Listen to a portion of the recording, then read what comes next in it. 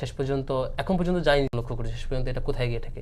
যেমন হামিম তো আছে যে হচ্ছে একদম সুন্দর করে মিছিল নিয়ে স্লোগান দিয়ে তার উপরে অনেকে কনসার্ন জানিয়েছেন। একটা ফিডব্যাক তো দিবে প্রশাসন যে আমরা এটা কথা বলেছি, কিছু একটা করেছি, ফিডব্যাক আমরা পাই নাই অন্তত।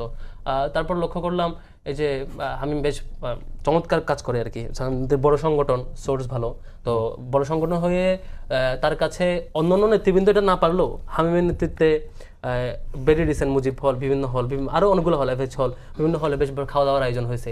শতাধিক শিক্ষার্থী আসছে প্রথম বর্ষ দ্বিতীয় বর্ষের, চমৎকার আয়োজন। চা খাওয়ারও নিষেধাজ্ঞা। আমি না এটা ইউনিভার্সিটি প্রশাসনের ইস্যু, এটা নিয়ে আমি কথা বলছি না। আমি বলছি আমি বেশ অবাক হচ্ছিলাম যে হামিম একটা সংগঠনের প্রতিনিধিত্ব করছে, আর একই সাথে আরো তো প্রতিনিধিত্ব আছে। আমরা যখন একটা আয়োজন করে একসাথে বলি যে ছাত্র শিবির আয়োজনে অ্যালামনাই করছে, কেন যেন দেখলাম যে সেম ক্যাটাগরি আরো অনেকে এটা হতাশ হয়ে পারছেন না, করতে পারছেন না। তিনি খুব চমৎকার আয়োজন করছেন, খাওয়া দাওয়া আয়োজন, এটা হঠাৎ হামিমের শিডিউল শেষ, সব হলে খাওয়া দাওয়া শেষ, আজকে ঘোষণা আসলো যে এটা করা যাবে না।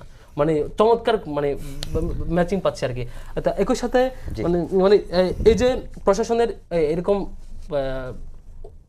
অন্যদিকে চাপ দেওয়া, এদিকে আবার ইভেন এটা হইতেও পারে স্বাভাবিক, কারণ নির্বাচন কমিশন সহ প্রশাসনের একটা বড় সংখ্যক, প্রক্টর থেকে শুরু করে একটা বড় সংখ্যক সবাই নির্দিষ্ট দলকে ওন করে, একটা দলের প্রোগ্রামে গিয়ে সঞ্চালনা করে, পুরস্কার নিয়ে আসে, একটা দলের প্রতিনিধিত্ব করে।